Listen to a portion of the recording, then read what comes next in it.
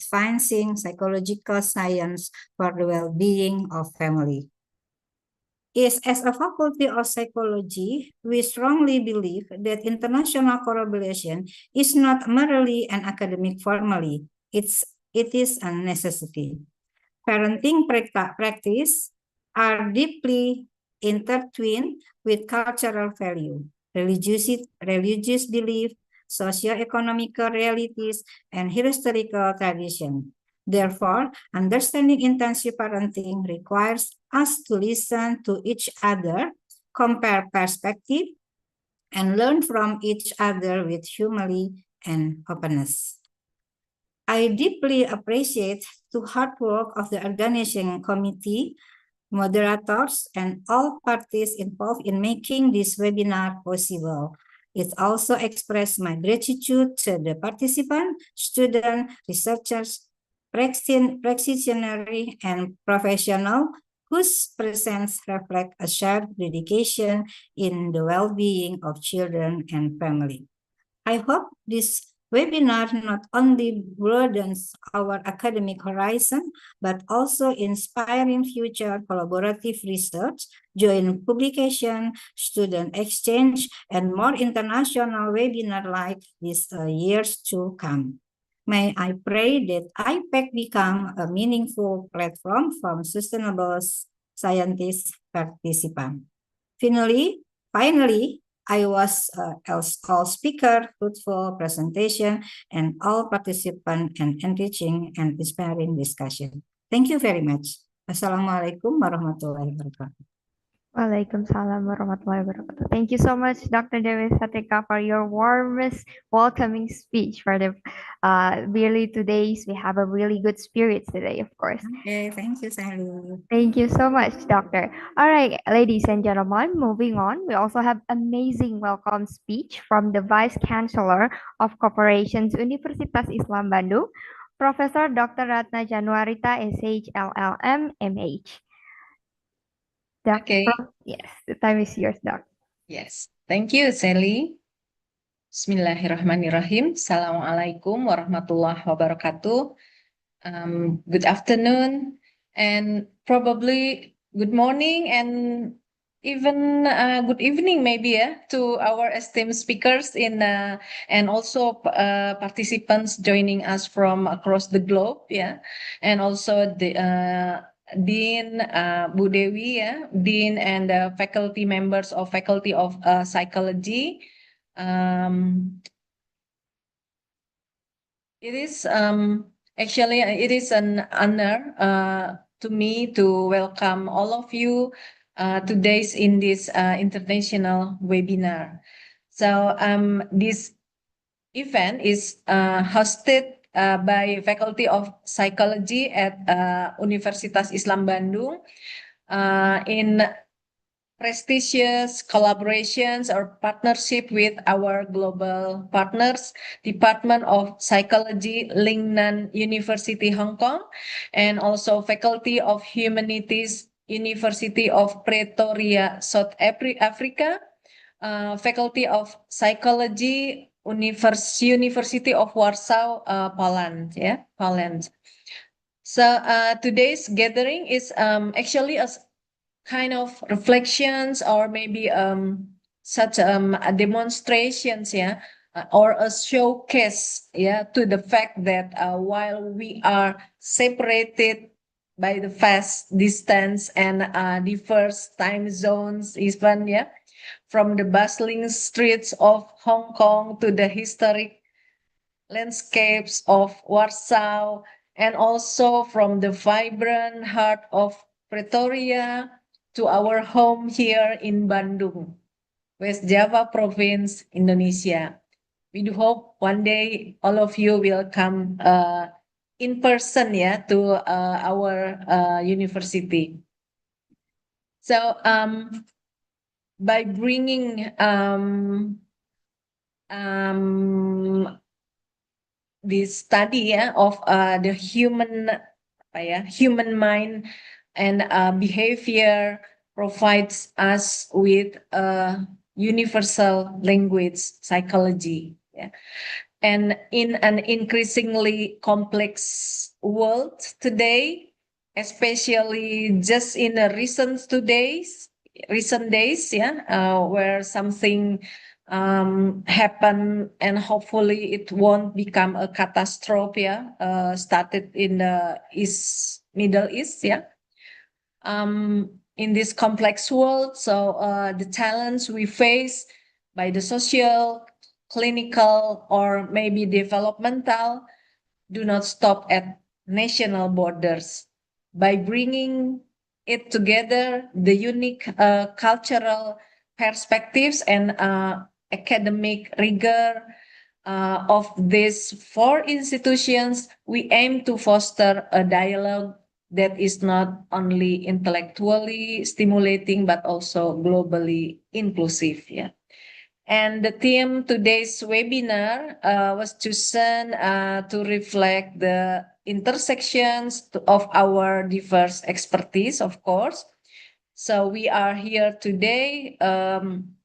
We do hope to exchange the cutting edge research and psychological insights, also to challenge our existing frameworks through a cross-cultural lens, and of course to strengthen the ties of international partnership in higher education.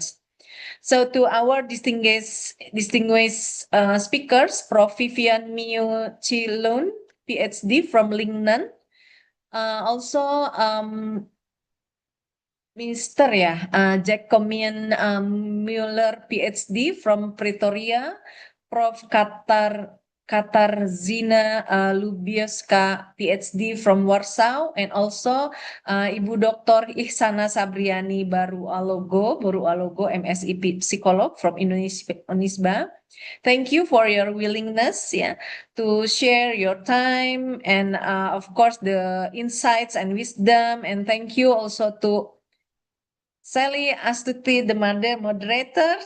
She is our pride when she was our psychology student in achieving many outstanding international performance, and of course until now and in the future we do hope so.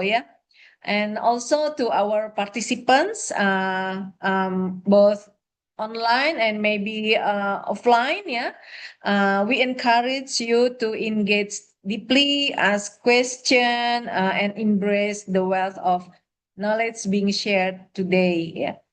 And of course, last but not the least, we also extend our deepest gratitude to the Faculty of Psychology at UNISBA for hosting us.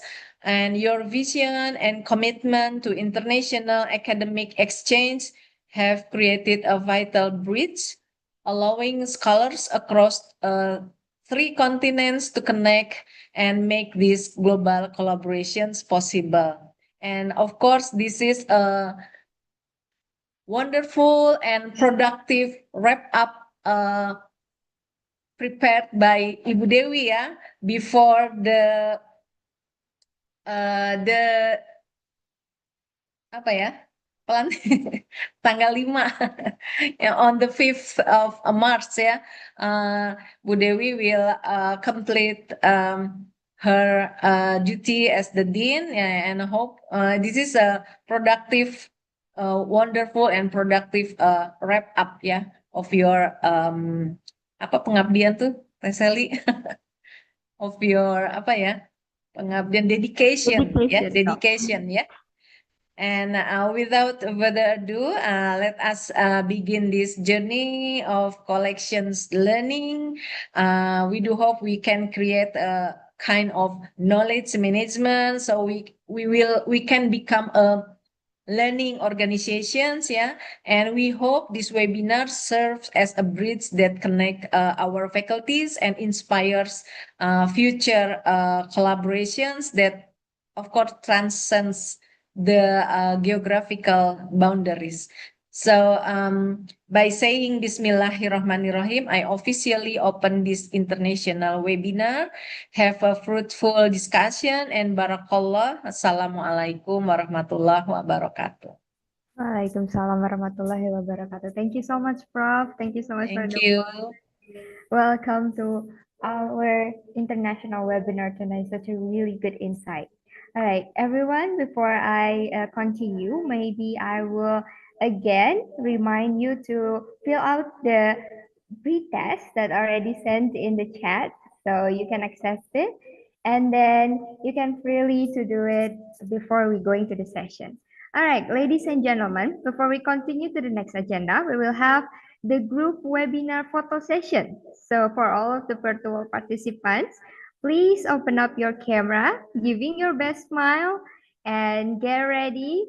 And after that, I will start it to count. Okay, I see there's a lot of people open up their camera. Yes, thank you everyone. So there's 6 slides, ladies and gentlemen. So we will have a lot of sessions. Okay, seems like everyone ready to open up their camera. I will count. Slide 1. 1, 2, 3. Okay. Next one. Slide 2. Okay, get ready. 1, 2, 3. All right. Slide 3. Please open up your camera. 1, 2, 3. All right. Size 4. Please open up your camera again.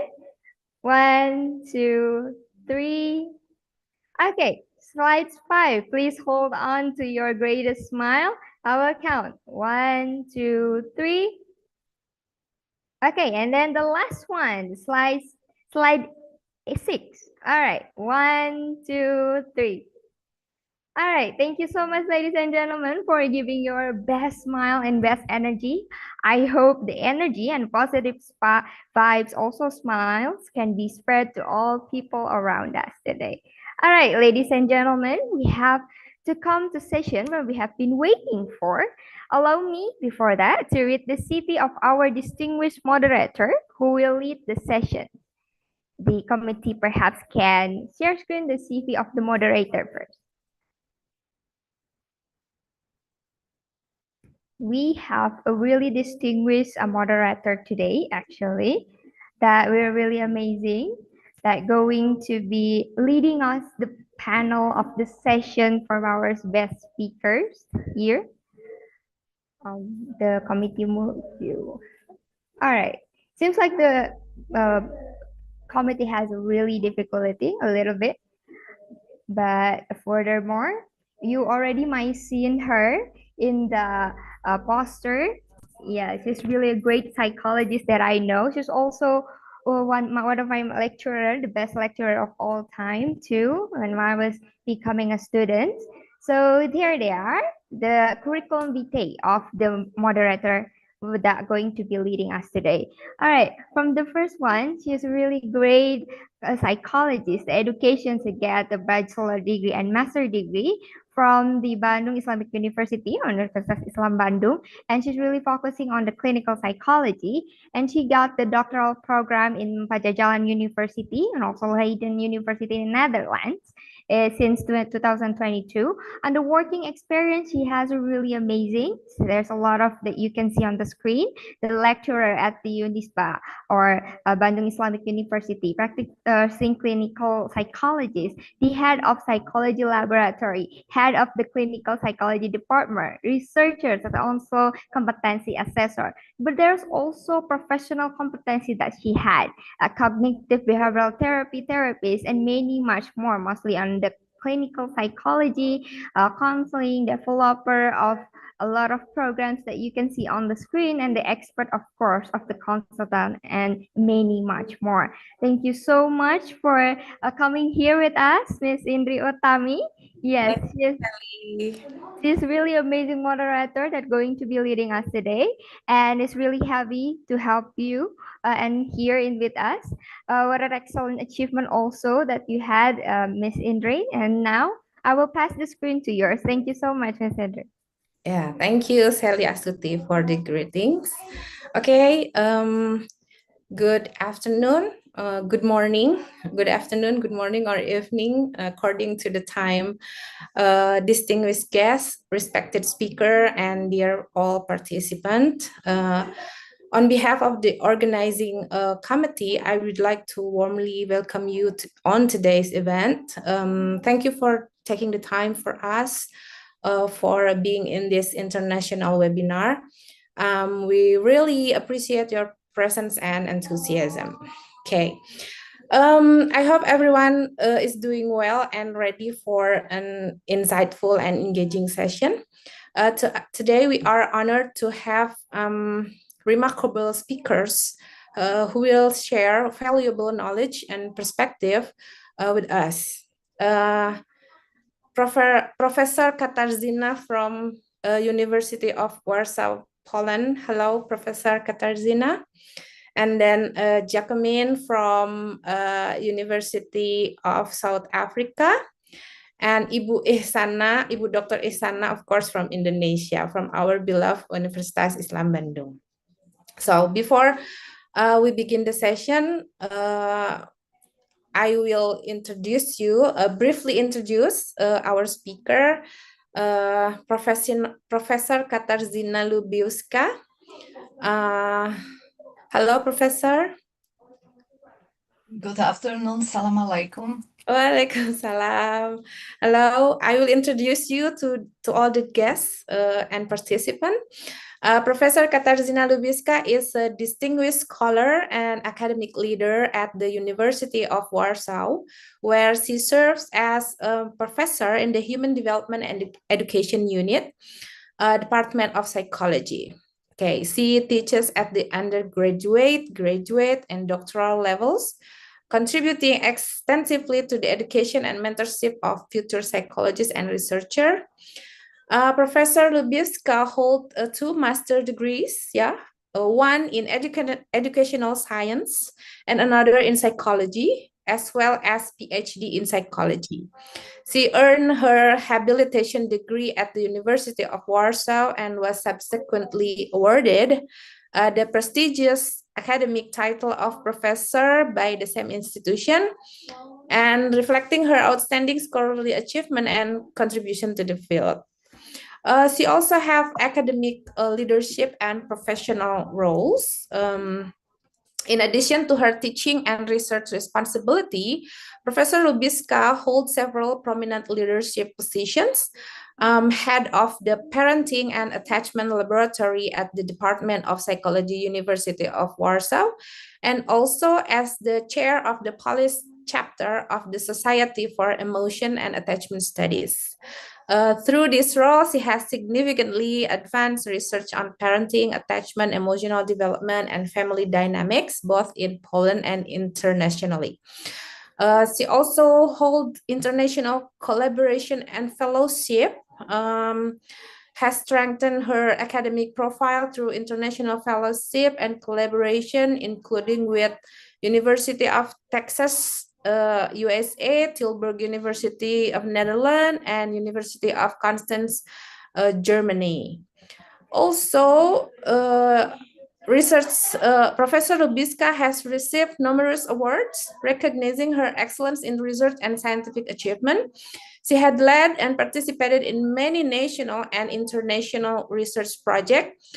Currently, she serves as principal investigator of the international project Intensive Parenting Across Culture. So this research initiative spans 13 countries, including Indonesia. The project examines parenting beliefs and practice across diverse cultural contexts, contributing valuable comparative insight into family life and child development worldwide.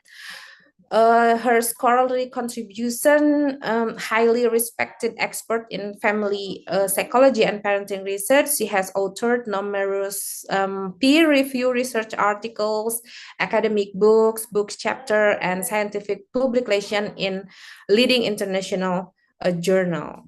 So her work has made significant contribution to the understanding of parenting, attachment process, emotional development, and cross-cultural family studies. Okay, Professor Katarzyna, very honorable to have you here. So the time is yours. Thank you very much. And let me start with my expression of gratitude and thanks for inviting me here. It's a great honor to attend this webinar. So I will share my screen to continue with the presentation and introduction to this lecture. So I hope that you might already see my presentation. If not, please do let me know, because I don't see your faces. Therefore, if you have a question or you can't see my presentation, please let me know.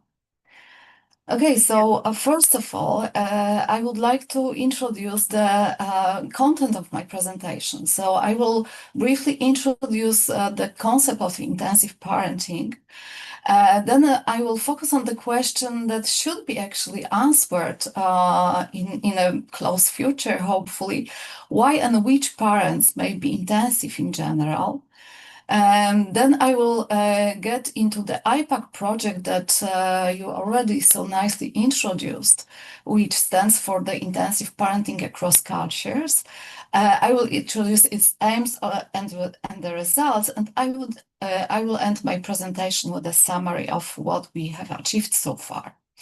So what is intensive parenting? Actually, everything started with the intensive mothering ideology introduced in 1996 by the sociologist Sharon Hayes, who defined intensive mothering ideology as a kind of ideology that is child-centered, expert-guided, resource-intensive, and emotionally absorbing.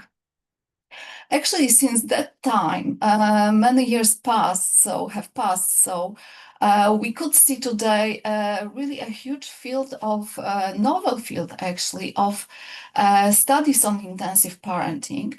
However, many constructs that are synonymous regarding the label or the content of this label also can be visible there. So, for example, one of the most probably well-known synonym of intensive parenting is helicopter parenting or tiger parenting, which describes the East Asian, especially Chinese culture better and parenting culture better.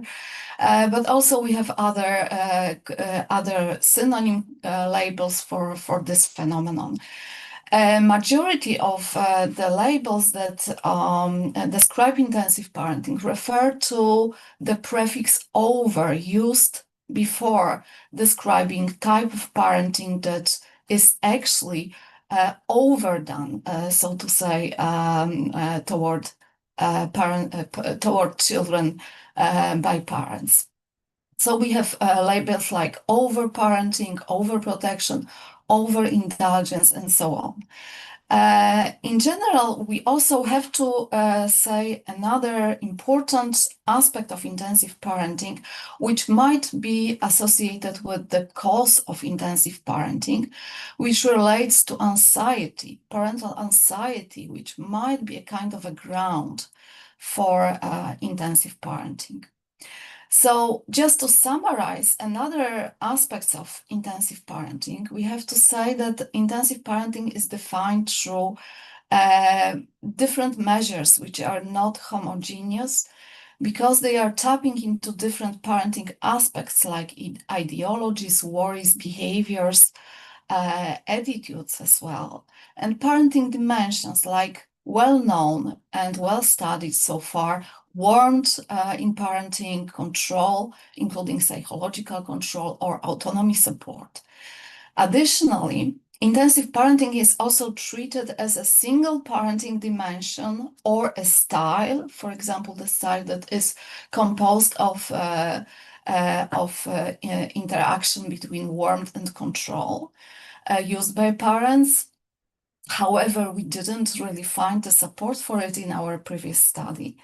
Then it's also treated as a separate parenting dimension, or it is treated as additive parenting dimension that is is a part of intensive parenting style or type. Additionally, we have to also say that over-parenting, which refers to a very important aspect of this type of parenting, which is actually over. So over means too much, but the question is, the assumption that was really not tested is how much it is over, and referring to which line of reference it is over. Is it the developmental stage of the child? And actually, this is the most often highlighted aspect of over-parenting, that this is age-inappropriate parenting type. But we can also refer over-parenting to the reference line associated with cultural standards or adaptational demands of the child in the current life or in the future. So in general, summarizing the intensive parenting construct, we have to say that we actually didn't know, starting to study this construct, we didn't know what we are dealing with. And we decided that we have to actually understand it much better, because current literature is not leading to a common definition of a complex measure of intensive parenting. The next question that actually was a driving force in thinking about our intensive parenting in my lab experiences was the question, why parents are so intensive today? So when you before we think about the reasons, we have to say that intensive parenting is well-intentioned, meaning that parents love their children and they want just the best for their kids. However, when you take a look at the outcomes of intensive parenting in children or in parents, then you can see that in majority, studies are revealing negative outcomes of this type of parenting. So the question is still, and even more important, why parents become so intensive if this type of parenting is actually not good for anyone here? So thinking about and reading about possible causes, we found out that probably there are three major worldwide causes that might lead parents in different regions of the world to be intensive.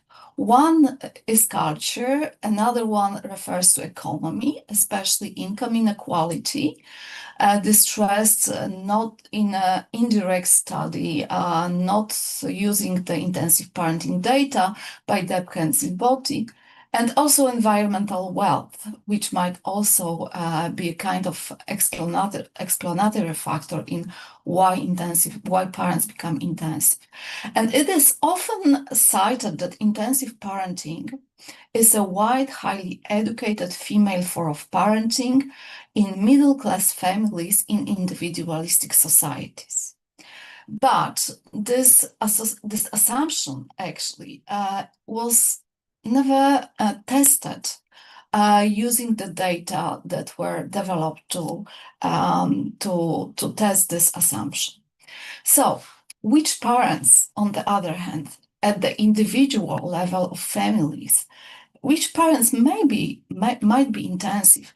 On the title page, on the cover of the book of Hayes, you can see a white mother, probably highly educated, and that might be the case that at the individual level, also high family status, including high socioeconomical status, high income, high family standing in the society, as well as higher education, might actually be a kind of a driving forces for mothers and for parents to be actually more intensive.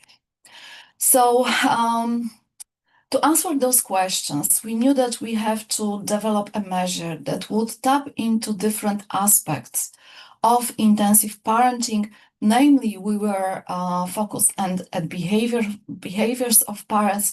We wanted to know what intensive parents are actually doing with their children.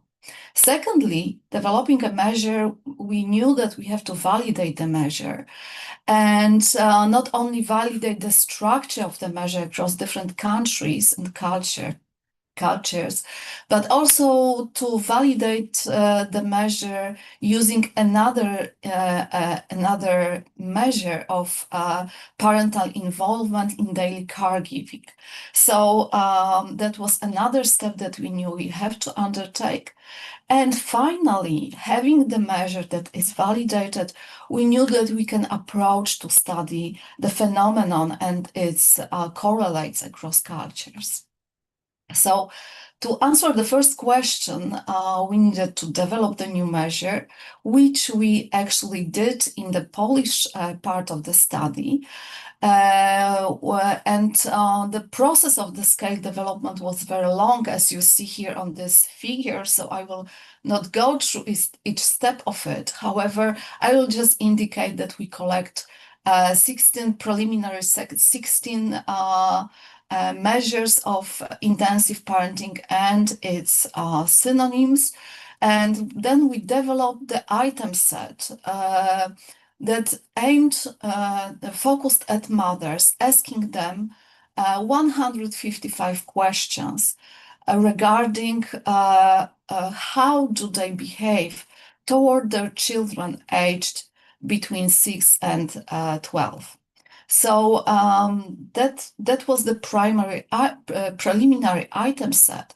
However, this item set was, for the sake of cross-national study, limited to 69 items, which were used in the international study, including in Indonesia.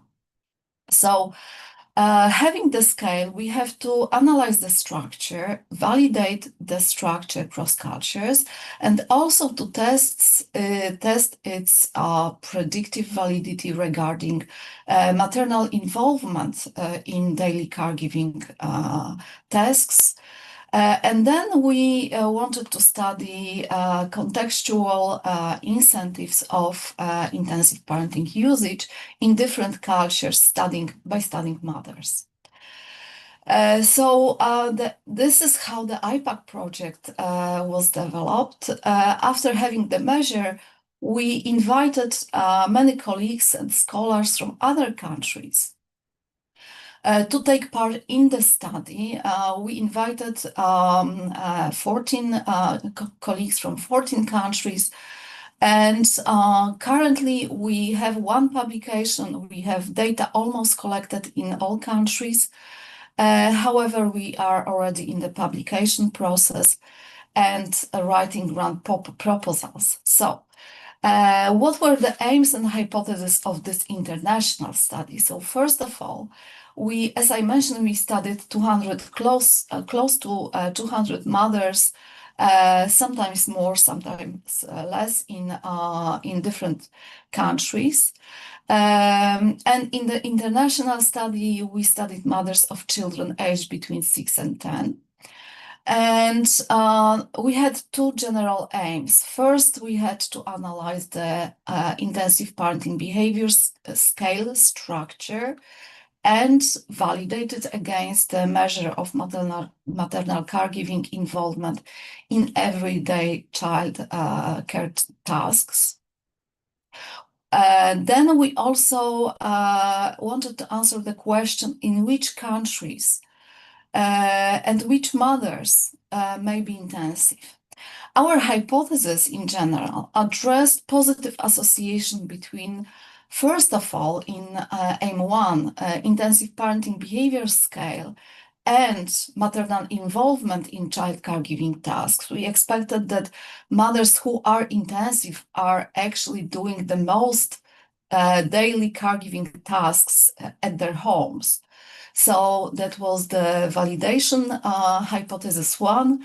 And actually, we also wanted to test incentives and context of parental intensive parenting usage at two levels. So individual level and country level. At the individual level, we wanted to test economic factors, meaning the mother's family social status, and also her education. So we assume that both will be positively associated with the both intensive parenting behaviors and maternal caregiving involvement. On the country level, we wanted to test two aspects of macroeconomy, in particular income inequality in the country and social mobility level. At the cultural level, we aim to test individualism, and in both aspects, we also expected that all those indicators, country level indicators, will be positively associated with intensive parenting and maternal caregiving involvement. So we collected data in the countries that you see here. And we are still collecting data in Mexico, and we'll soon collect data in India. And we already published one paper, which I encourage you to take a look at.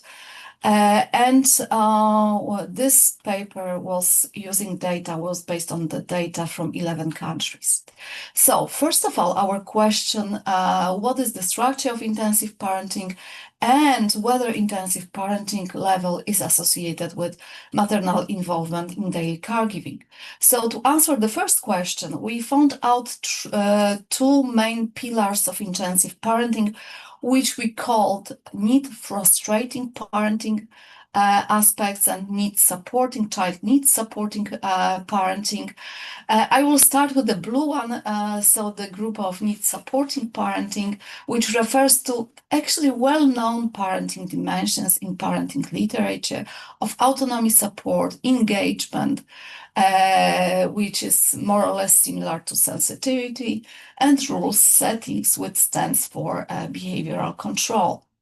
This is why we were not that much interested in those well-known aspects of parenting, and we rather took a look at the needs-frustrating parenting, where we have proactive protection, meaning protection of a mother that comes before the child signals of distress, for example, restriction, academic engagement of a mother, which stands for maternal involvement in homework, in preparation of a child to school exams, facilitation of child's activities, which stands for the looking for extracurricular activities for a child, like sport or foreign language, prioritizing the child, and material indulgence, which refers to buying or giving the child basically whatever he or she wants. So we validated this measure against the maternal primary involvement in caregiving tasks. And in this measure, we asked to what extent mother is involved in the tasks that you see below. So setting rules, she's managing misbehavior of a child, she's managing and maintaining that the child follows the rules that are set at home. She's helping in homework, she's scheduling, she's managing the schedule of a child, attending school meetings, giving a lift to a child, comforting the child in times of distress. The child contacts mother when he or she is distressed, and she supports child risky activities. And what we found out, so we expected positive association between those dimensions of intensive parenting that you see in red and maternal involvement. However, there is weak support for this hypothesis. We have positive association at the total sample level. As you can see, that this total sample is huge, so this is why we have those positive associations. However, at the country levels, basically we don't see a lot of positive associations. So there is a support, however, the support is rather weak than strong. One result is also surprising as it is contradicting to our hypothesis. Then we took a look at contextual, macro, and individual level incentives of intensive parenting usage. So we tested first individual level. So we asked mothers about their family social status. So in particular, we asked, if you compare yourself with other families, what is your social standing of your family? So again, we expected positive associations. However, what we found out is actually the opposite. The associations were negative. So higher maternal involvement in caregiving and intensive parenting can be found actually in low social family status. We found the same with regard to maternal education. So the more mothers are educated, the the lower is their caregiving involvement and also intensive parenting. Then we analyzed macroeconomic aspects and cultural aspects. The Gini index stands for the income inequality in the country, social mobility for the likelihood that you can change your social standing in your country, meaning you can change it upward or downward. Then we also analyze the individualism level at the country level. So again, what we found out, basically we found out the support for our expectations. So the higher is the income inequality in the country, so the higher there is the gap between the richest people in the country and the poorest people in the country. Also, the higher is the usage of intensive parenting by mothers. However, this is associated with lower social mobility. So actually, the higher is this gap between the richest and the poorest, and the lower is the social mobility, the more intensive and involved in caregiving mothers become. Finally, we analyzed individualism level and its association with intensive parenting, and we found out that our hypothesis is supported, but especially with regard to academic engagement, facilitation, prioritizing, and material indulgence, meaning that the higher caregiving involvement and intensive parenting can be found in individualistic rather than collectivistic countries. Summarizing what we found out, the pillars of the core pillar of intensive parenting is associated with proactive protection, restriction, academic engagement, facilitation of child activities, prioritizing, and maternal indulgence.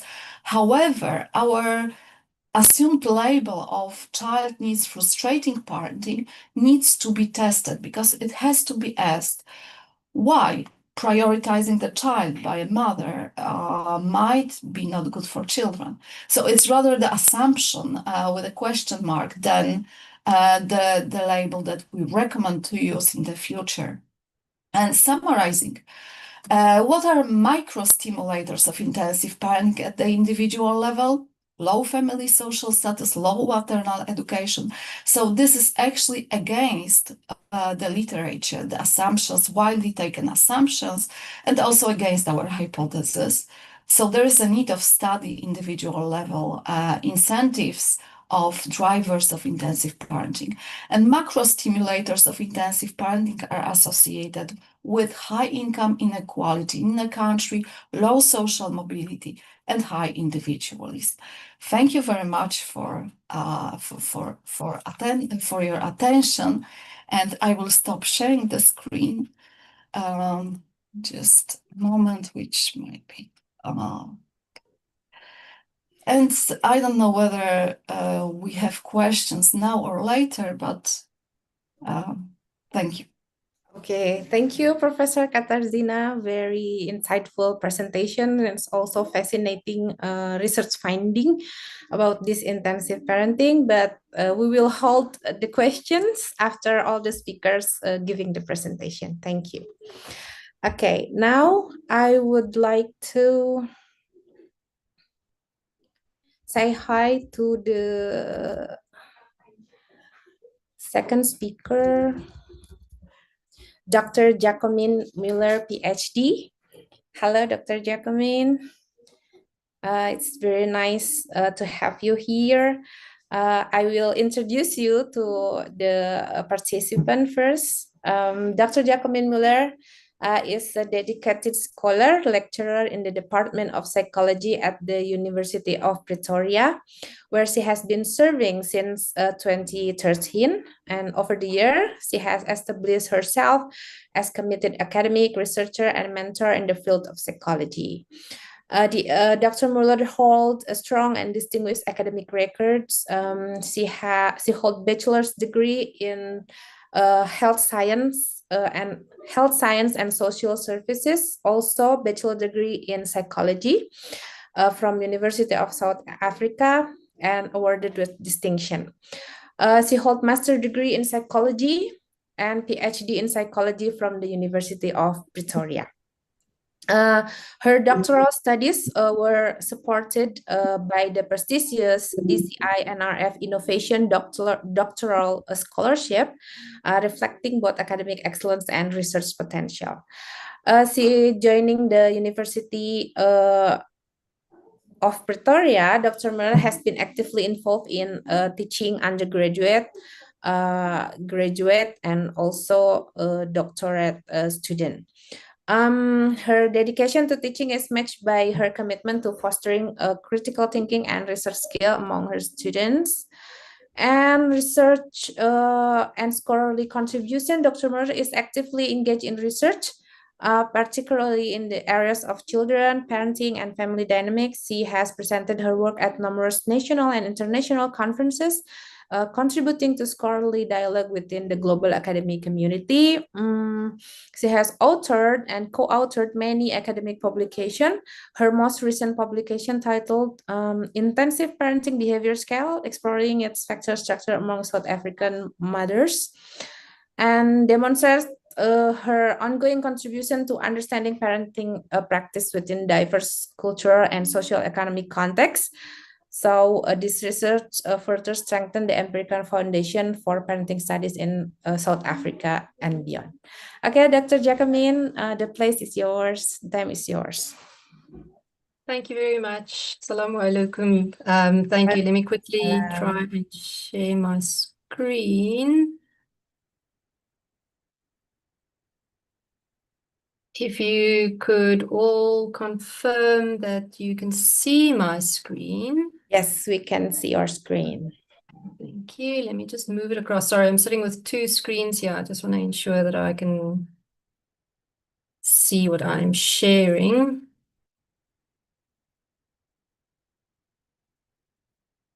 Okay, so I will be sharing today with you intensive parenting in South Africa.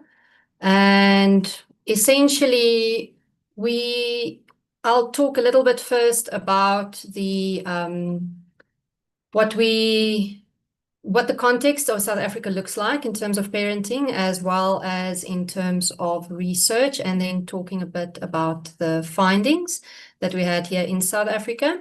So what we found in terms of the context of South Africa, that's quite important for the research context in terms of interpreting findings. Our context is very diverse. South Africa has extreme economic inequality. I think we are still the most unequal country in the world. We have safety concerns, a very high crime rate. Culturally and linguistically, we are very diverse. We have 4 major cultural groups, but many different ethnic groups. We have 12 official languages, of which 11 is spoken. Most people are bilingual, but usually multilingual, where English is a second, third, or fourth or more language. We have a very high unemployment rate and variable literacy levels. That is the local context where parenting takes place, but each different community differs in terms of this. So a Zulu mother, for example, in an affluent neighborhood that is safe will be parenting quite differently from a Zulu mother in a poor community that is unsafe. And there's also then differences between cultures, even in the same communities. So we need to be cognizant of this when we conduct research in South Africa. Then that's just the local context. Social media also brings global parenting norms. The social media we are exposed to here in South Africa is typically Western, but more specifically American. And so the ideal parenting norms that we are exposed to is typically Western, but not necessarily applicable in our local context. When we then conduct research in such a setting, any research in South Africa is really a cross-cultural experience. So we need to be aware of what community we are targeting and what we are attempting to find out. When we were conducting the IPB study, we wanted to get a general idea of mothering in South Africa. And so we decided to maintain the measure in English, despite the fact that obviously it would be ideal to translate the measure to the 11 official languages. What we did do in terms of accessibility for lower literacy individuals was to try and make the literacy level more accessible by using local terminology, making the items shorter and so on, but maintaining the general gist of the study. So that is essentially the experience of research in South Africa, and just very briefly the research context. Moving on then to what we found. Our sample specifically, we wanted to see what intensive parenting looks like among South African mothers. So our sample, we had 382 relatively complete responses, of which almost 70% were Black African. So it was a high percentage of Black African mothers. We had high unemployment. It was 37% unemployment. Half of our sample was single parents, so they weren't married or in a relationship. The majority of the sample was lower to middle income families, and linguistically we had the 11 spoken languages represented in our sample. So this does reflect South African diversity. It also trends towards the population norms in South Africa. And you can have a look at the study that we did there in terms of the factor structure. When we then wanted to identify the specific behaviors, we did a similar factor structuring to the international study. However, we used only the South African data, and we found that we had 7 factors identified. It is relatively similar to the international structure. However, some of the factors collapsed into each other in the South African data. So engagement and autonomy support remained the same. However, in our data, behavioral control was slightly different. We had the rule setting, but we also had monitoring and the academic engagement component, which was in the needs frustrating second order analysis of the international study. And I'll speak a little bit more about that just now. Then we also had autonomy restriction, proactive protection, talent stimulation, which is facilitation internationally, and then child-centeredness, which was collapsing of the prioritizing and material indulgence factors in the South African structure. So we also, in our second order factor analysis, we had 2 measures, two factors. We termed it slightly differently. As opposed to needs supporting and needs frustrating, we termed it adaptive and over-involved parenting because of the local context. And I'll explain more as I go on. So what we then found was, in terms of the adaptive parenting, the second order adaptive parenting, this may support healthy development in children. It may still strain resources in parents. Engagement remains the same as the international data, providing emotional, financial, cognitive, physical, and economic investment. Autonomy support also remains the same in our sample. But with behavioral control, we have the clear rules that are necessary and important. We also have structured guidelines, but the monitoring items become important in the South African data. This is because of the high crime rate in our country. We need to ensure our children's safety by monitoring them, because unlike, for example, if you were to take the Netherlands, which is very safe, if a child goes out and plays in the street or rides their bike in the street, that's perfectly safe and normal. If a mother engages in too much monitoring in that context, it would be potentially undermining of the child's development. However, in South Africa, it is a safety concept. We need to ensure the safety of our children, so we need to monitor them. The other factor that is important, or the other aspect that's important, is the academic involvement of the mothers.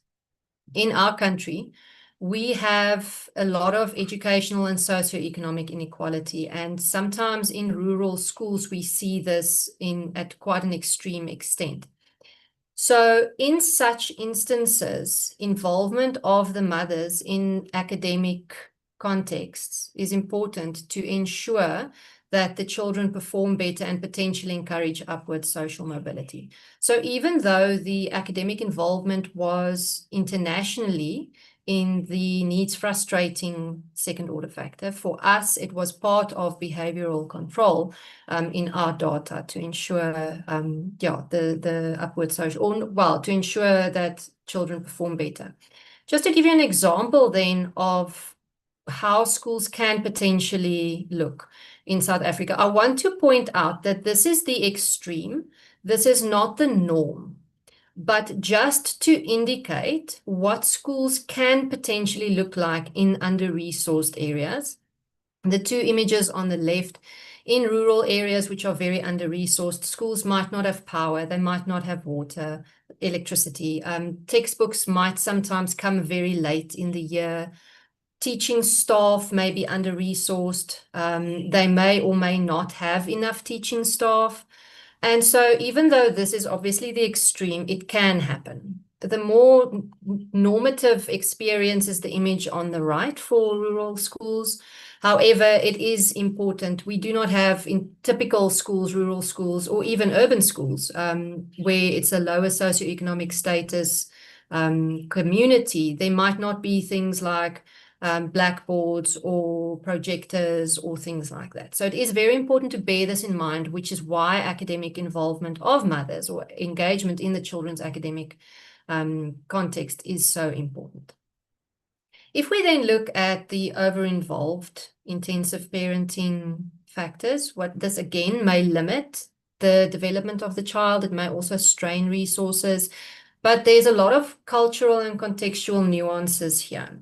And we need to be aware of the different cultural and ethnic norms that we are dealing with when we are interpreting findings in South Africa. So autonomy restriction remains the same. So doing things for the child, not allowing independence from an individualistic perspective. However, it may have a cultural component. When we did a cognitive interview with a Black African mother, we found that many African cultures in South Africa have the cultural belief that children of this age group, so 6 to 10, are not able to make decisions by themselves. They are not cognitively or developmentally mature enough to make decisions.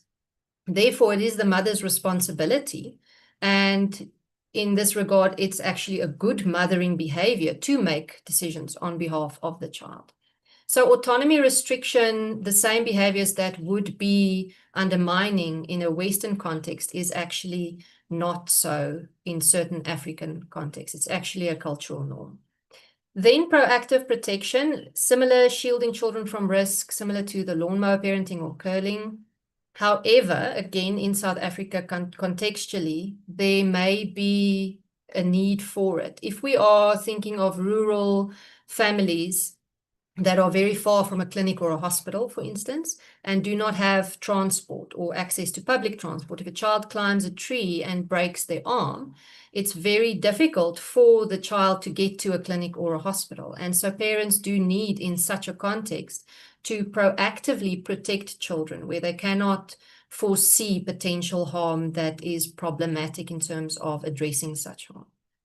Talent stimulation, which is termed facilitation internationally, is the same. And then child-centeredness, which was a combination of prioritizing the child and material indulgence.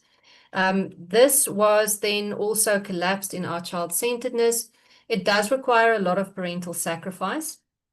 We think that there is some research that indicates that in contexts of poverty, children are indulged and provided things beyond the parents' needs to protect them from feelings of further deprivation and hardship. So in this regard, child-centeredness might actually be an attempt by the mother to safeguard the child's well-being at great sacrifice to the parent, but in an attempt to protect the child's well-being. And so again, there's nuance here in terms of context, whether child-centeredness is undermining or needs frustrating, or whether it is actually necessary in the context. So then the next thing we did is we looked at the predictors of intensive parenting in South Africa. We've recently submitted this manuscript.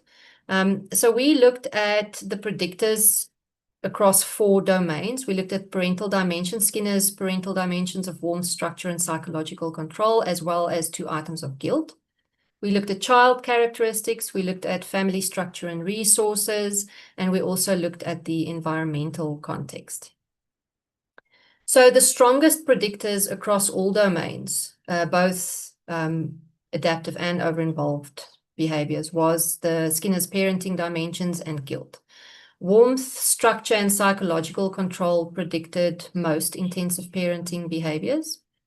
So warmth and structure was associated with higher incidence of parenting behaviors except for autonomy restriction. And then psychological control was associated with lower engagement and behavioral control and higher autonomy restriction. And guilt predicted both adaptive and over-involved parenting behaviors except for talent stimulation. This might again be context dependent and economically driven. In rural areas, schools often don't have extramural activities that the child can attend. If parents are from low socioeconomic status families, they might not have the financial resources to send their children to extramural activities. And so parents would potentially not then feel guilty over something that is beyond their control. So that is what we think is why talent stimulation is not included there. Parental guilt in South Africa is interesting. So the 2 items we used was, I worry I'm not a good enough parent. This potentially captures the component of Western parenting ideologies that are shared on social media, where parents might think that they are not good enough based on what they see internationally, but which is not adaptive in the South African context.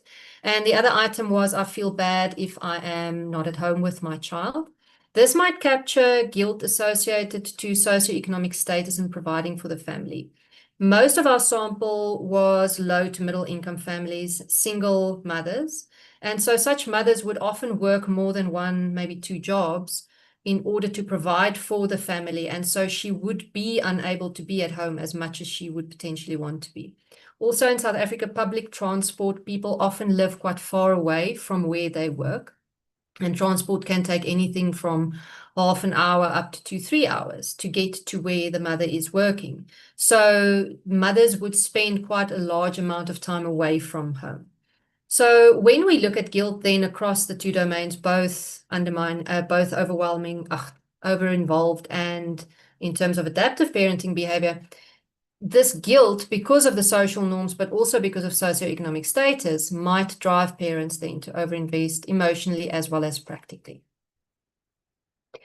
If we then look at the adaptive parenting behaviors with regards to the rest of the other 3 domains, the child and the family characteristics and the context, we found that higher maternal education predicted higher autonomy support, potentially because mothers are more aware of what autonomy or the benefit of providing or encouraging autonomy support, but also maybe because maternal education is linked to higher socioeconomic status, so they have more resources at their disposal. We also found that child behavior and learning problems decreased engagement and autonomy support. So we theorized that if a child has behavioral learning problems, parents are required to be more involved, especially mothers. This places additional demands on parenting resources. So it's more taxing for the parents, and they have less energy and time to engage in more positive forms of parenting, such as engagement and autonomy support. We also found that Black African mothers engaged in more behavioral control than white mothers. So again, it's potentially the cultural norm. Collectivistic cultures value interdependence, they value maternal responsibility, whereas white mothers tend to be more individualistic in the sense of the Western parenting ideals. And then there might also be a contextual component because the Black African mothers in our sample tended to report lower socioeconomic status, safety concerns in their communities, more food insecurity, and larger families. So all of this might then explain the results there. If we look at the over-involved intensive parenting behaviors, the Black African mothers tended to engage more in autonomy restriction and proactive protection. Again, contextually, the requirement for protection for children in disadvantaged and unsafe communities might actually not be over-involved so much as necessary. And the cultural component where it is the mother's responsibility to look after the children and make decisions on behalf of the children. It is actually an expected behavior, contrary to what the international or the Western perspective would be. And lower education and employed mothers also engaged in more autonomy restriction. In rural areas, we also found more proactive protection behaviors. As I mentioned previously, if you are from an environment or in an environment with less resources, you might need to protect your child from risks. And so it makes sense that in rural areas, there would be more proactive protection. We also found that mothers who reported that their children were overweight and had learning difficulties engaged in more autonomy restriction. They may need to limit their children's behavior or direct their children's behavior more. And this might then explain the autonomy restriction association. And then families with economic resources, so where they were employed and had higher socioeconomic status, were more engaged in talent stimulation. Obviously, if they have more resources, if they have more financial resources, if they have more time, if they have access to transport and all of that, they are more likely to be able to send their children to after-school activities and so on. So all of this combined then suggests that intensive parenting in South Africa may reflect environmental realities and cultural norms, not necessarily intensive parenting ideologies. So we need to study this in more depth and potentially do interviews with parents to understand how much of this is driven by intensive parenting ideologies versus the environmental and cultural realities. So the key takeaways then are that intensive parenting does exist in South Africa. It isn't just a white Western phenomenon, as typically believed or traditionally believed.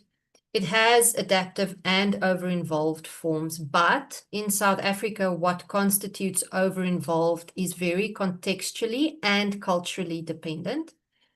We also see that parental warmth and structure are central to adaptive parenting, but that parental guilt plays a very powerful role in intensive parenting behaviors, and that cultural and socioeconomic realities shape parenting practices in this context.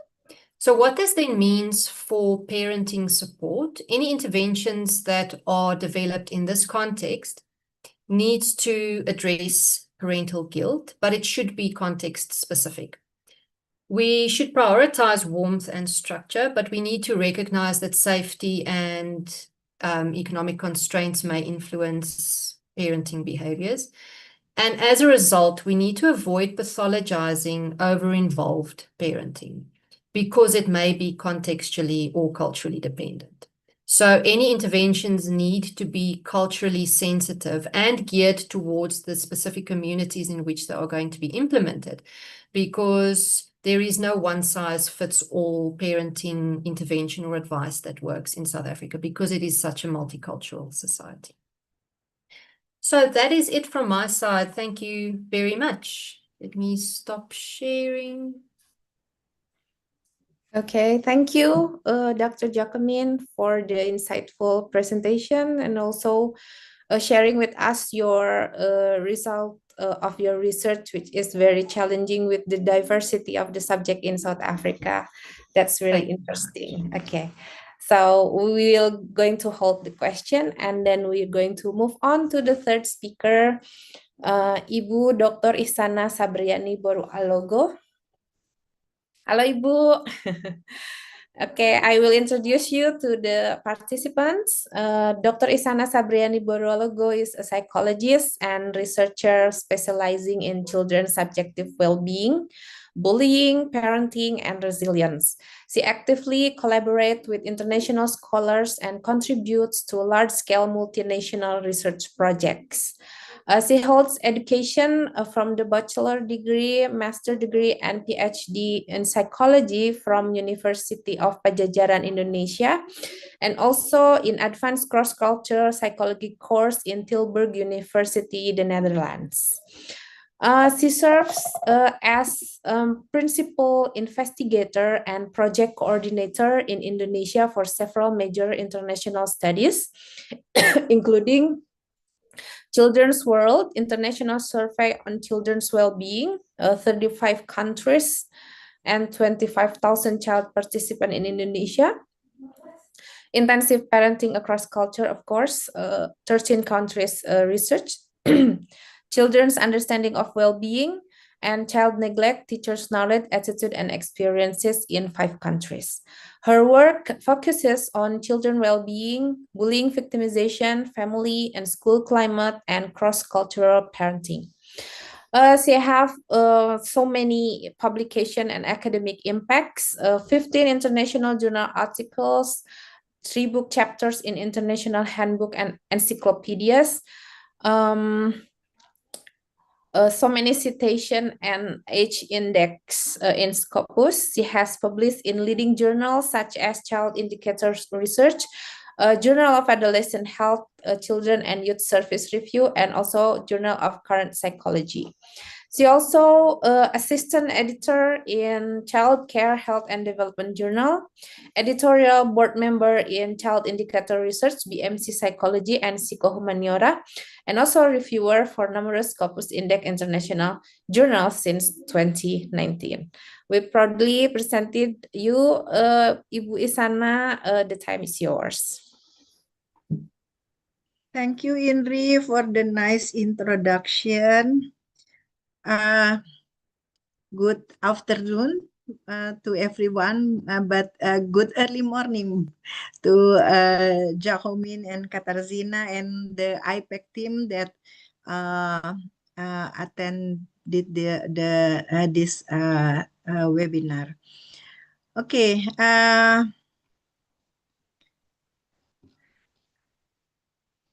Yeah. I would like to speak about parenting in Indonesia. Next slide, please. Yeah, Indonesia is the largest archipelago country in the world.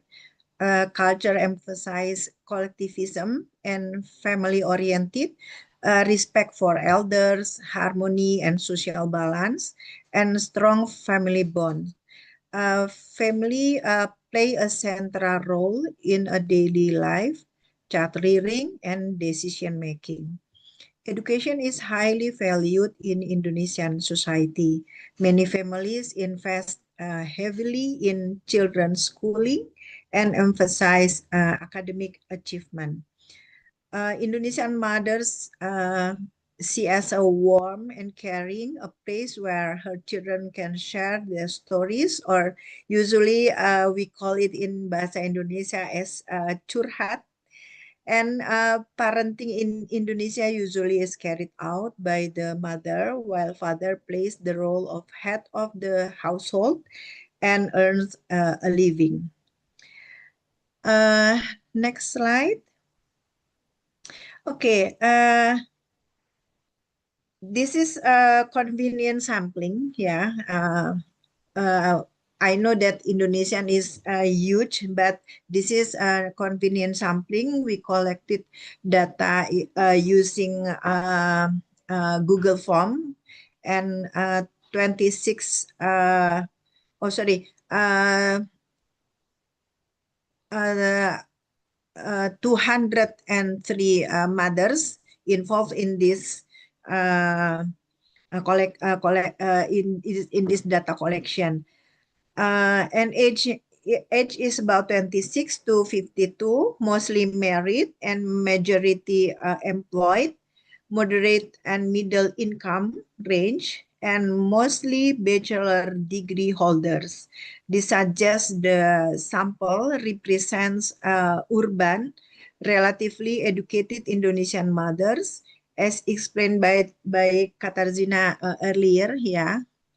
And next slide, please. Yeah. Parental in child caregiving task. Here can be seen then when it comes to rules, both fathers and mothers play a role together. Mothers tend to take a greater role in matters related to school activities, such as helping with homework, attending school meeting, and monitoring the child daily activities. Although both father and mother comfort their children when they are sad and support them when they are working on challenging tasks, mother are the ones children turn to when they have problems. Fathers are involved in disciplines and structure, while mother remain the primarily emotional and academic manager.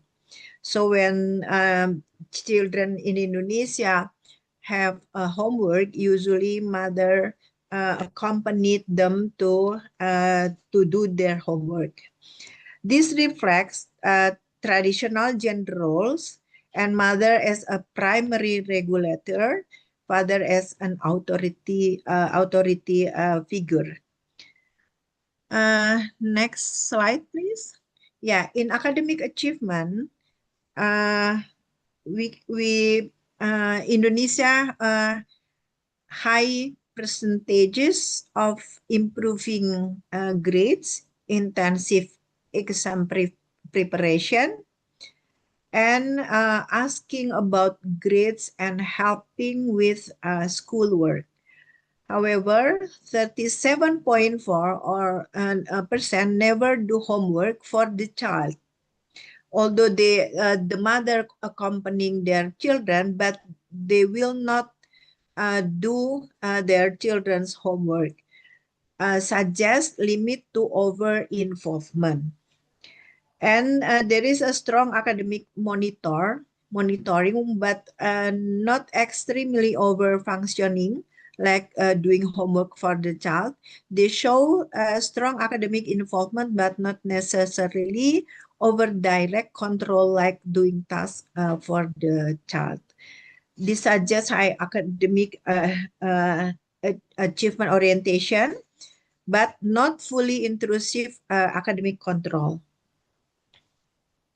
Next slide. Yeah, intensive parenting behavior in Indonesia. We found 7 factors, the highest scores from the intensive parenting behavior scale.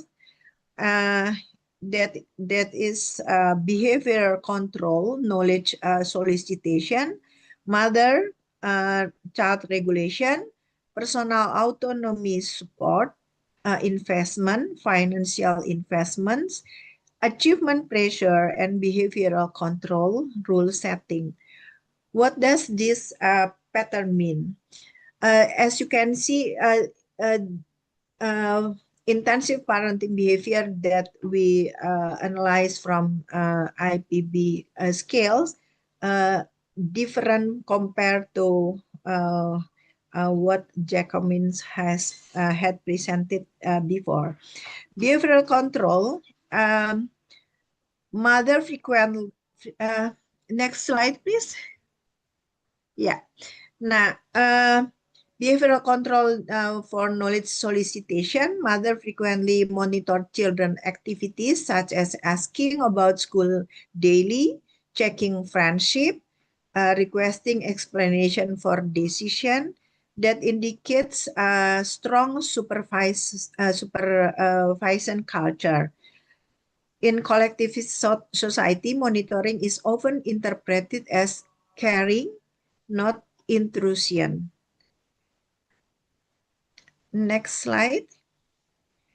Yeah, Strong mother-child regulation.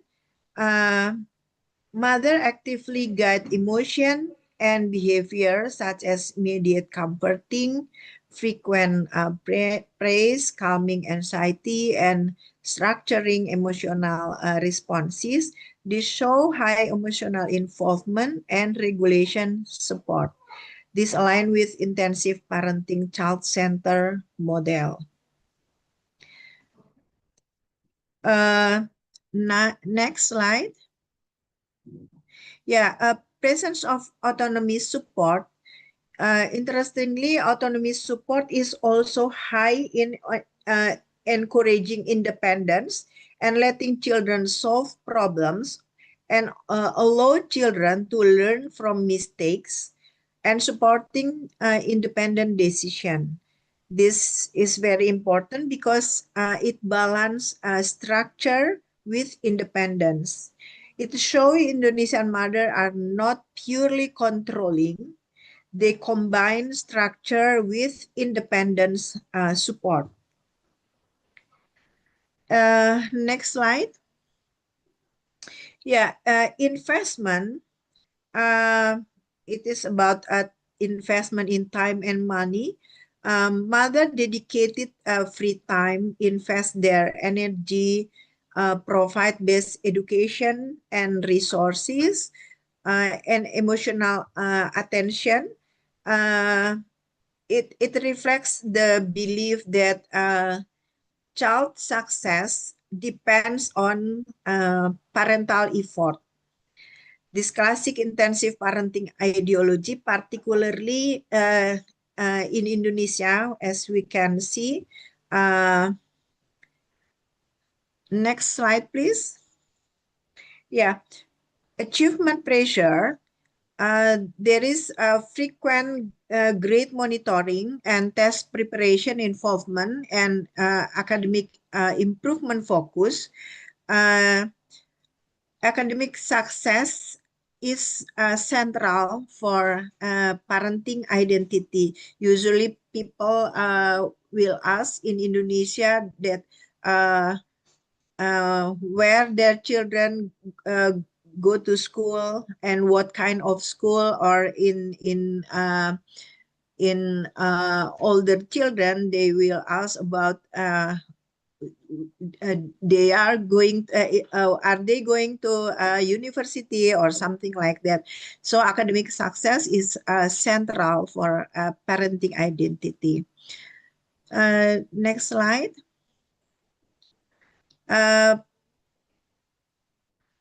Yeah, academic pressure in academic often parents have expectation for their children's achievement. Next slide, please. Yeah, behavior control rule setting. It is also clear, establish clear rules, expectation, routines for their child behavior. Next slide, please. Yeah, parenting dimension in Indonesia. As a result, here it is highly in structure, warm, and psychological control.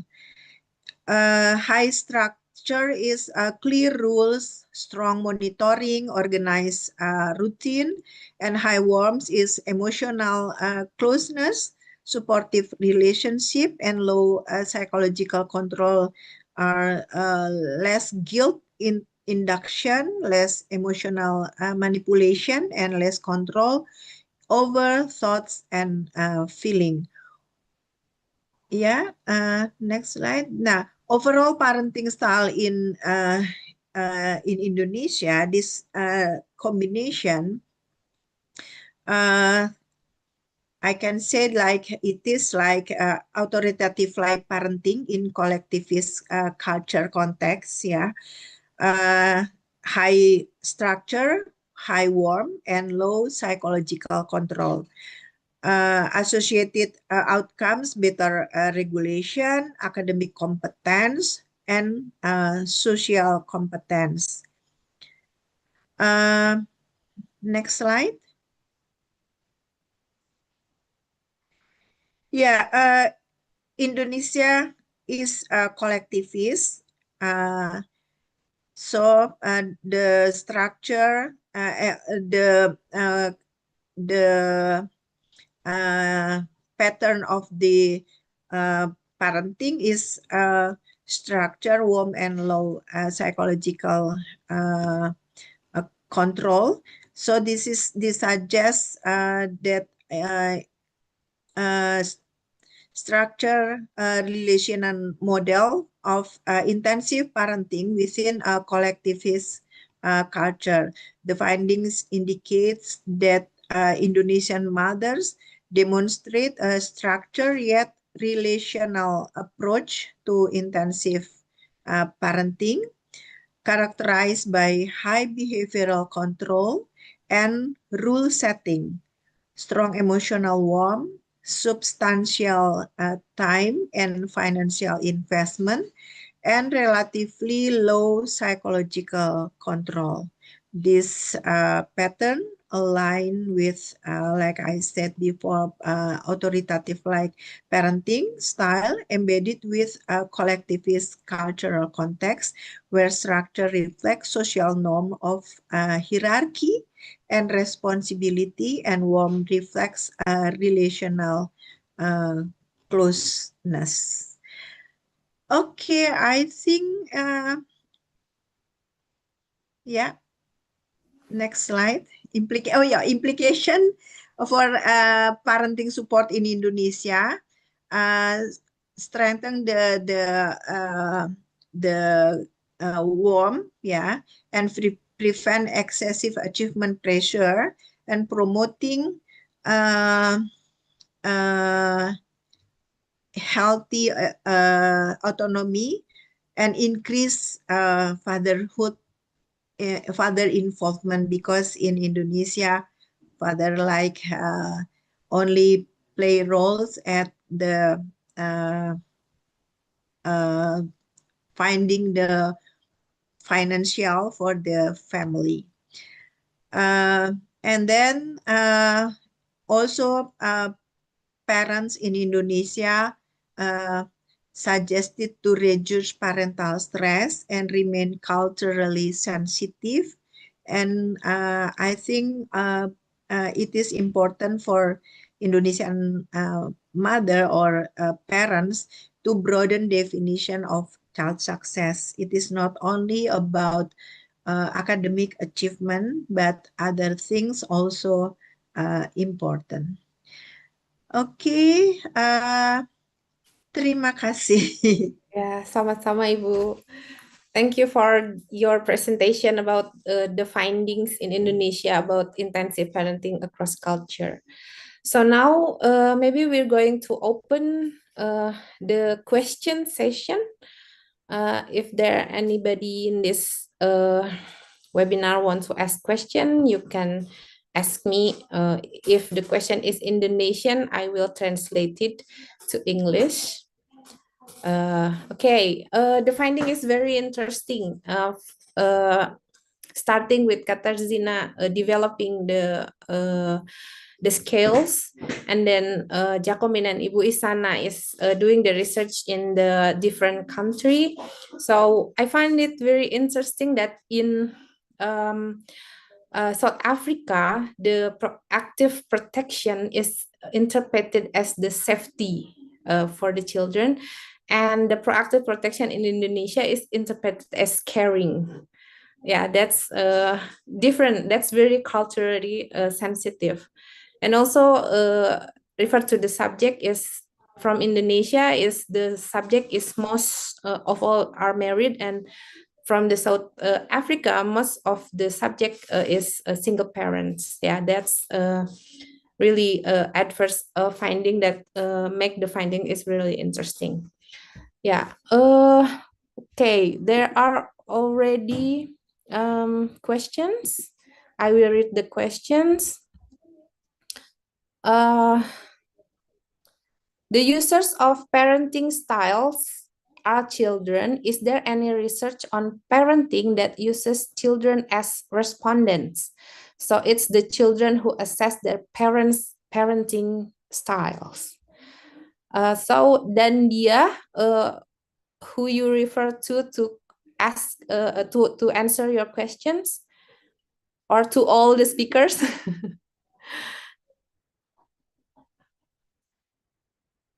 Question from Dandia to all. Okay. Is there any research on parenting that uses children as respondents? So it's the children who assess their parents' parenting style. Okay, so maybe I will try to respond this question. Thank you very much for asking this question. It is very important, actually. So there are studies using children's data. However, the majority of those studies ask children who are adolescents, or they are adults who are referring to the previous childhood experiences with their parents.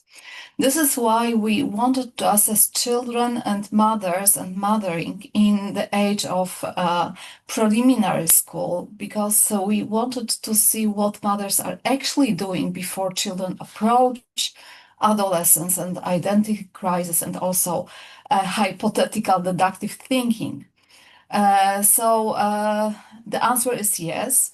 I'm not aware of studies that use younger children. However, in the first study in which we developed the scale in Poland, we also did study using data from children and mothers.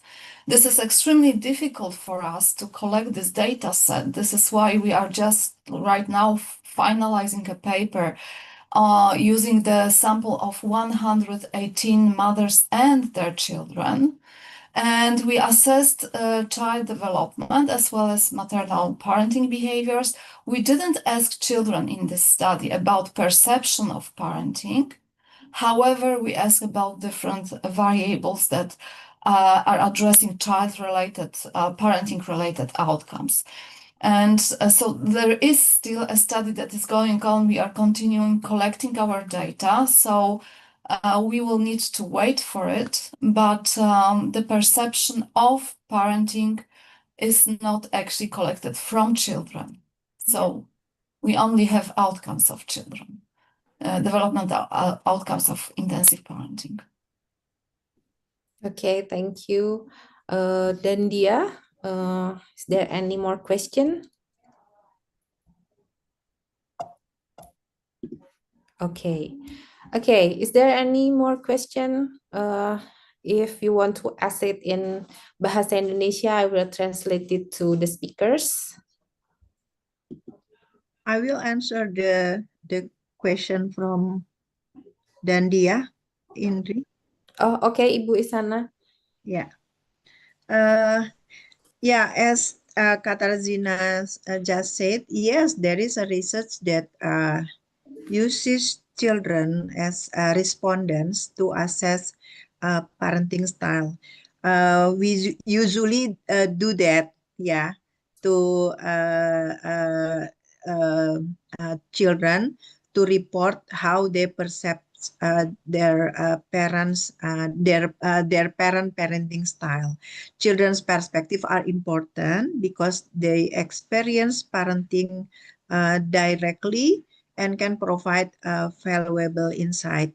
Like Katarzyna said, it is important to collect data from parents and children, but it is not easy to analyze it in the SPSS. In my research, however, we primarily collected data from mothers to understand parenting behaviors and attitudes, using parents as respondent, help capture their intention and effort in parenting, especially in cultural context. Future study could include children's view to complement parents' report and provide a fuller picture of parenting style. Okay, thank you, Ibu Isana. There are also questions from Ari Pratiwi. Ari, you raise Okay, your maybe I hand. can speak here Question? because, Okay. yeah, can you hear me clearly? Yes, we can hear you. Okay, so because it's raining here, so I can open my camera. So thank you so much for the presentation. I think it's very interesting presentation. So I want to know two questions. The first one is like, may I know the age of the children in all studies? Because I assume the children is maybe are in school age children, but I don't know. However, there's no data about it because like just mother age ranging from this and that, but there's no the children's age. And then the second one is about this is very interesting demographic data that come from South Africa that I can see there are what is it single mother, and the difference with the data from Indonesia that say that the father involvement are less. Like this is the different thing. I think there's different demographic data that is very interesting because if we have like single mother, maybe they cannot what is it report father involvement, right? But in Indonesia, you have the data from mother that they report that the father are less involved. So maybe, I mean, I want to know, is there any difference in the scale itself? Or is it something that is you added more from it? I mean, in Indonesia, you added more question into it. Okay, I hope it's clear. Thank you so much.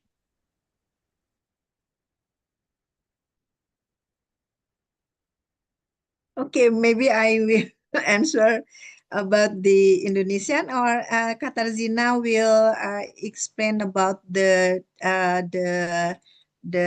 research with mother of what age of the children. Okay, so maybe I will just start with the answer. So we analyzed children in the age, mothers actually of children in the age between 6 and 10. So they are starting primary school basically in all countries. And regarding the differences in demographics, those differences reflect the cultural background of parenting in each country. So there are different reasons why in South Africa a majority or a lot of mothers are single mothers, which refer to the ecology of parenting, of family living, of realities in South Africa.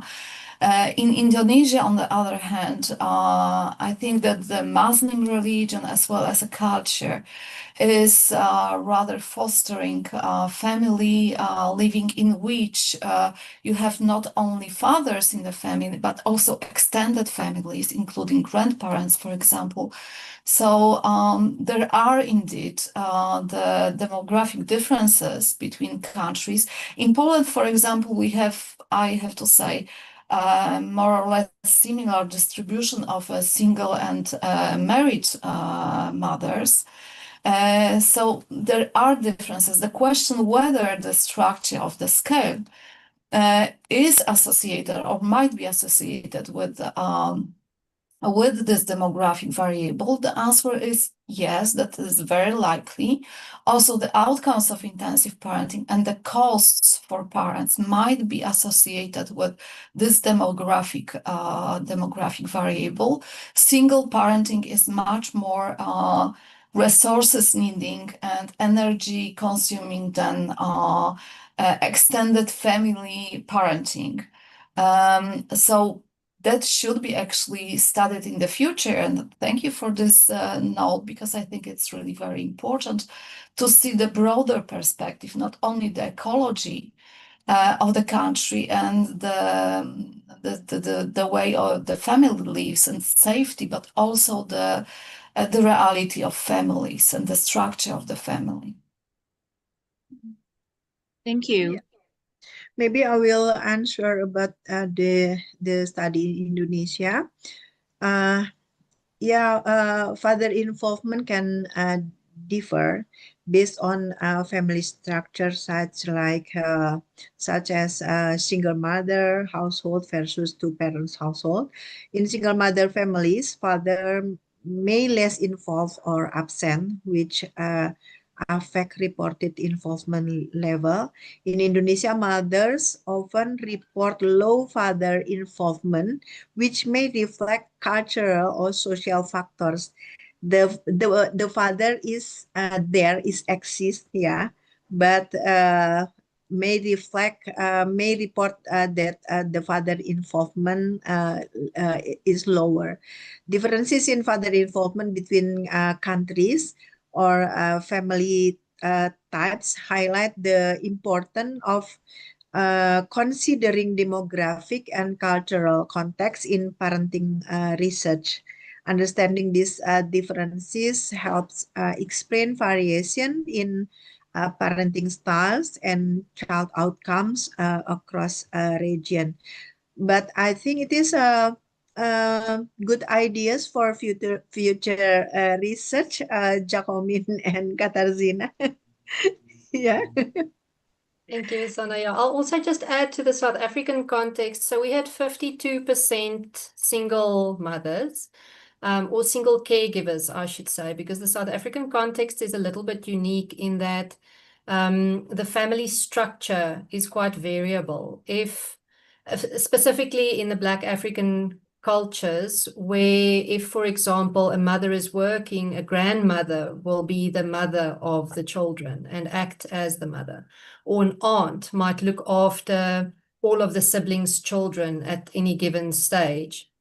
And so that's one aspect to consider in the Black African cultures, where the term mother isn't necessarily biological mother. It is the primary caregiver of the children of the extended family. We didn't go into that much detail with our demographics when we collected data, which we should potentially have done. It's actually quite an important concept in South Africa. Additionally, the father's involvement is very, very similar actually to Indonesian fathers, where they are the head of the household, financially contributing, but not contributing as much to the children. That is very much the mother's job. And so the mother is the head of the children and the father is the head of the household. And they don't actually cross paths in that regard. The father would never interfere with the mother's mothering, and the mother would never interfere. I say never, there's obviously changes happening now, but typically. So that's I think an important contextual difference in the South African context, where family structures are quite variable. In the Black African communities, it would look different. In the Indian communities, it would look different. In the colored communities, and it would look different in the white communities. So there's quite a lot of variance in our samples, and typically we do gather quite a lot of biographical data so that we can account for it. But yeah, I suspect we could have done a bit more with this study to understand a little bit more. Although we did try to have, but we were limited with the number of items we could include because it was already quite a long survey. Thank you for the answer, all of the three speakers. We're moving on to the other questions. From Andita, question to all speakers: is there any negative impact that was found from each country according to the intensive parenting behavior from the participant, such as children who receive intensive parenting more stressful, or etc.? Okay, so maybe I will again respond to this question because it refers to children, and unfortunately, due to the different limitations, we couldn't collect data from children in the IPAC study across countries. The only study in which we collected data from children is the one that we carried out before the IPAC study. The study data collection is still going on. This is this over-parenting study. And what we found out, because actually we now were able to analyze 118 mother-child dyads to see whether intensive parenting of mothers is associated with certain outcomes for children. And actually, I have to say, it looks that intensive parenting is not that bad. It seems like. So I would be very cautious about reading, books and those conclusions of different authors that are actually assumptions oftentimes that intensive parenting is that bad. For example, we found out that prioritizing the child is actually good for children. So there is nothing bad in prioritizing own child. Why there should be bad outcome of it? That's the question. Of course, there are negative outcomes. So, for example, different aspects of child well-being might suffer due to different aspects of intensive parenting. So that is the first thing that we see, that there are negative outcomes. We couldn't assess a lot of child-related developmental outcomes. However, we also analyzed attachment of children. And we found out preliminary results that support non-linear effects of intensive parenting on child attachment security. However, I have to say that our 118 mother-child diets, it's too small sample to analyze the outcomes of intensive parenting using nonlinear effects analysis. This is why we are still collecting data, because we need a bigger sample. Yeah. But what does it mean? It means that probably visible only in a certain certain level of intensive parenting. So, for example, when intensive parenting is low in mothers, then the outcome of intensive parenting might be not existing or might be positive. However, as it increases in the certain level, it might be negative. However, again, as it is not non-linear, it is possible that this effect that is significant vanishes in a high level of intensive parenting. So we need still more data to analyze the outcomes of intensive parenting. But so this is why I also use the question mark, because we preliminary assumed that intensive parenting core dimensions are actually undermine child developmental needs. But right now, I can say, based on our preliminary results, that this is not necessarily true. So we still need data to support it and to see what aspects of intensive parenting are really bad for children. But I would be cautious today in looking at those conclusions that oftentimes are in different papers, chapters, even in popular discussions in social media, that intensive parenting is very bad for children. It might not be that bad as we assume. Yeah. Okay, maybe from Jacqueline or Ibu Isana. Yeah, I'd just also add, I agree with what Kasia was saying, but also want to add that it is very contextually dependent, because especially like we see in South Africa, where it's collectivistic communities versus individualistic communities, the same behavior could be detrimental or beneficial for each family, and more than just culture in terms of safety, food security, all of these different aspects. I think it's very contextually driven, whether it is bad or not, or detrimental or adaptive. But within each individual family, I don't know, especially in the diverse South African context, that we could make broad statements as opposed as it being positive or negative. I think, especially in South Africa, we would need to be quite careful about that. Yeah. Yeah, just another note that I will add to this discussion. It's also age dependent. So what it might be bad for children in a certain age might not be bad for them when they are younger. Like proactive protection, let's say. Yeah. Okay. Ibu Isana, any addition answer? I think a little bit the same. Yeah, children may experience increased pressure, stress, or anxiety due to their age. Yeah, different age, different result for the children. Due to high parental expectation and involvement. Uh, uh, uh, this negative effect can vary by country due to cultural, social, and family structure differences. Future research should explore these negative outcomes in more details across different contexts, and to be able to understand the full range of effect, both positive and negative. Yeah, thank you, Bisana. And now we're moving on to the final questions to all the speakers. Is intensive parenting considered the ideal form of parenting across all culture?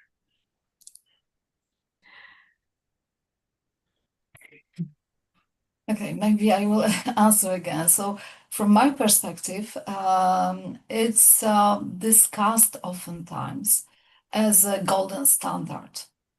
However, it might not be. Actually, we know from other studies, like the study of Padilla Walker, that it's not the most popular. The number of probably intensive parents is increasing, but this is we need to study this phenomenon to know more about it. But it's not the norm today. And I have to say that also it would be very important to select parents for future studies and to find those who might be very intensive and to find those who might not be intensive at all. Because, for example, our sample is to some extent biased because we used convenience sampling. However, the convenience sampling, of course, has its weaker sides associated to collecting data from mothers who are usually from the middle class. So we didn't collect data also from a specific groups of mothers. Like, for example, there's a group of attachment parenting mothers or parents who are the ideal candidates for being intensive parents. And I think that this kind of selection of samples that we are studying might help to understand who are intensive, who is intensive, why people become intensive. Is it the ideology or is it the reality of parenting? For example, the finding that we have indicating that the low education and the low socioeconomic status of the family is actually fostering intensive parenting was very surprising for us.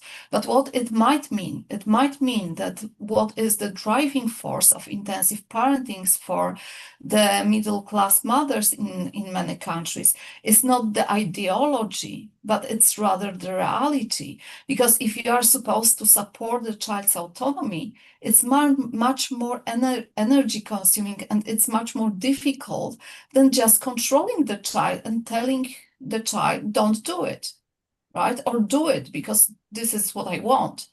So we need to understand it better, and we need to find different samples and also to continue the study. And now the next step that my students are also undertaking right now is to analyze whether resources depletion, like lack of energy that parents might experience, might be associated with the usage of different aspects of intensive parenting. So based on the IPAC results, we also are continuing answering the question, what might be the driving force? Is it the ideology? Or is it, and to what extent, it might be the reality of parenting? Yeah. Is there any addition from Ibu Isana or Jacomin? Jacomin, maybe. Yeah, I will just also add that in terms of ideal parenting, again, in South Africa, it's so contextually dependent. Yeah. If we take, for example, the academic engagement, it's certainly ideal if a parent can contribute to her child's academic performance by supporting and all of that. But if a mother is working late and unable to, is it less ideal in terms of parenting behaviors? I think it's more intent that matters than the actual behavior in certain contexts. So I think ideal as a concept would need to be explored in quite a lot more detail so that we can see which aspects and under which sort of contexts does it mean ideal versus non-ideal. So I think it's very context dependent. Yeah. I can say that intensive parenting is not clearly the ideal form of parenting. Its effects depend on many factors like intensity, cultural context, and child age. Yeah. And at low level, intensive parenting might have positive or negative effect. Therefore, it is important to be cautious about labeling intensive parenting as simply ideal or harmful. Yeah. More research with a larger sample is needed to fully understand when and how intensive parenting is good or bad.